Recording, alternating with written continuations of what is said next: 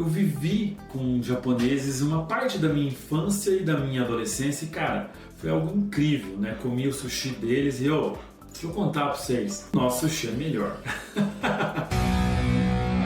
Bem-vindo ao nosso canal Falando do Mundo. O quadro da NetLingua Idiomas traz uma infinidade de variedades de assunto e diversão para você.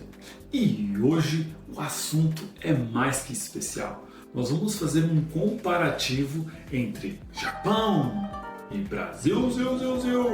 Como o nosso canal fala do mundo, fala das diferentes culturas do mundo e o quanto isso representa, né, dentro de cada país. A colônia japonesa no Brasil é muito grande, principalmente em estados como São Paulo e Curitiba. Eu tenho um amigo japonês, né, o Shinja Shindão.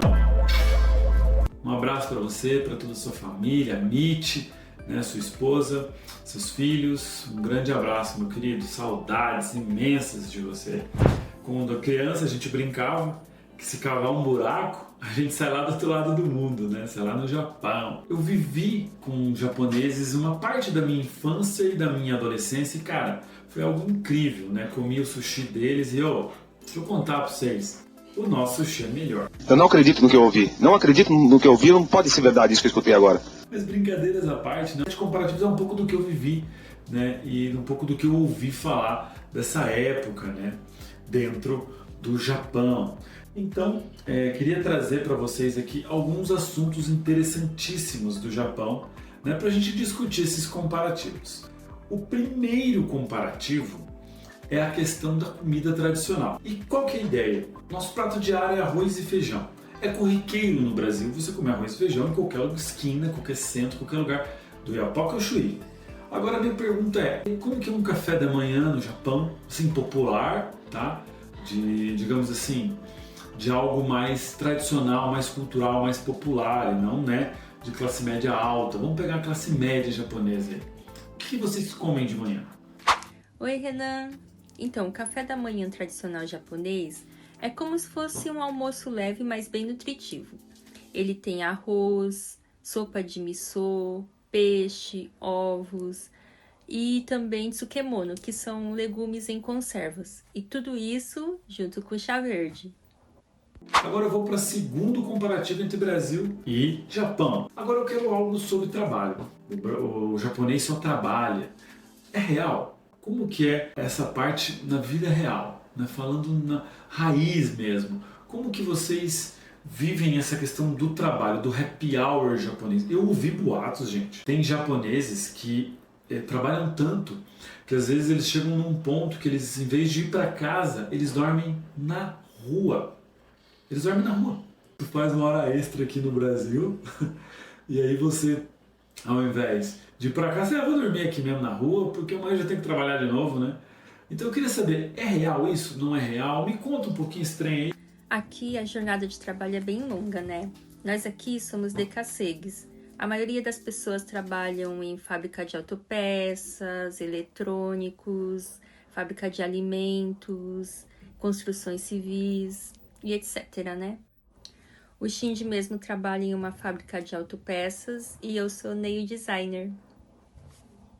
Né? Me diga uma coisa, vou falar sobre um termo, espero não falar bobagem, que é o karoshi. Algo também atrelado ao trabalho, mas na tradução é morte por trabalho. Existe realmente essa questão das pessoas morrerem de tanto trabalhar?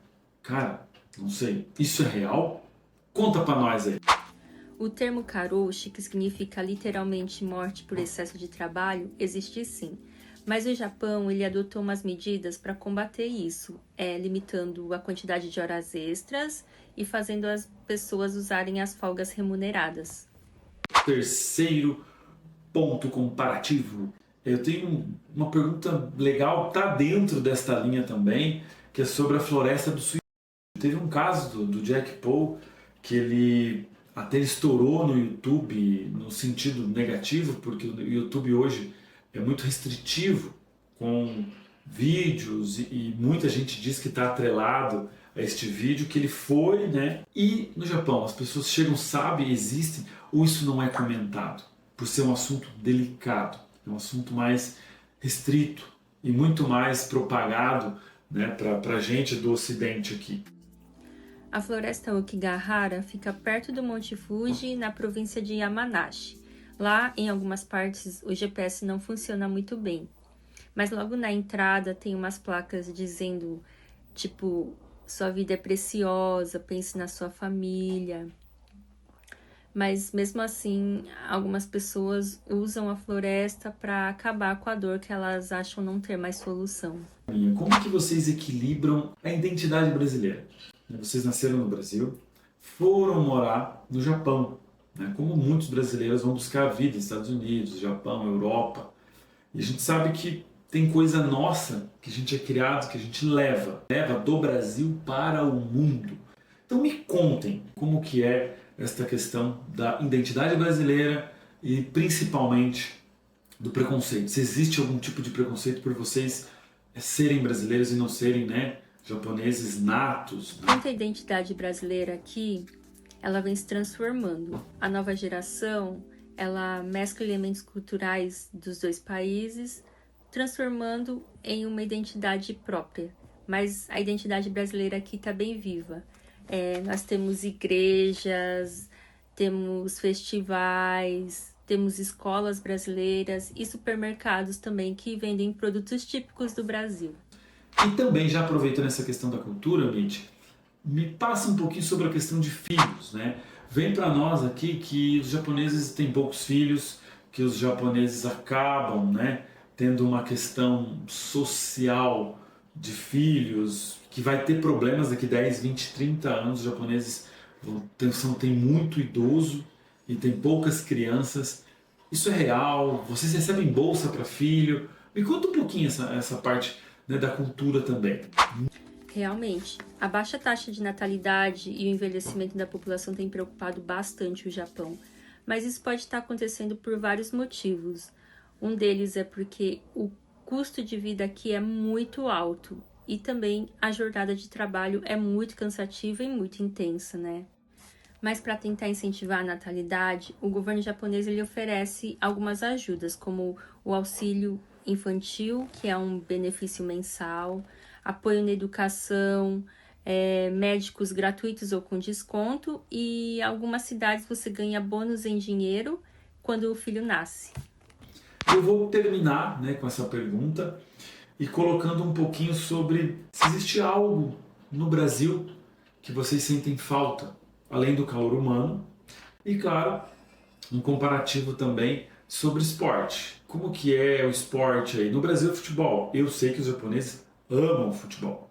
Então eu queria entender um pouquinho mais isso, e nós temos a capoeira como um símbolo, né, de esporte na luta. Né? Eu sei que vocês têm o sumô, o karatê. Me conta um pouquinho. O que mais sentimos falta, com certeza, são da nossa família, dos nossos amigos, de não ver os nossos filhos crescendo com os filhos dos nossos amigos, de não ter tido tempo de dar o último abraço naquele que amamos e se foi. Com certeza, isso é o que dói mais. Um dos esportes mais populares aqui é o beisebol, mas aqui quase todos os alunos têm que participar de um clube de esporte, tipo tênis, basquete, futebol. Aqui os meninos fazem futebol, jiu-jitsu, vôlei e skate. Massa, muito legal, Mitch. Pô, parabéns. Muito obrigado aí, pessoal, pela ajuda, por esse conteúdo tão rico de trazer, né, um pouco dessa parte do Japão aqui para nós brasileiros, aqui para o nosso canal Falando do Mundo. E você que gostou desse conteúdo cultural, gostou desse conteúdo de viajar em outros países, curta nosso canal, por favor, acione o sininho, que isso faz muita, mas muita diferença para o nosso canal. Para você só curtir ali, ó, de boa, tranquilo, não dá nada. Mas para nós que estamos criando conteúdo, um conteúdo que busca qualidade, que busca trazer curiosidades, né, entretenimento de alguma forma, será um grande prazer tê-los em nosso canal. Obrigado mais uma vez e tchau, obrigado!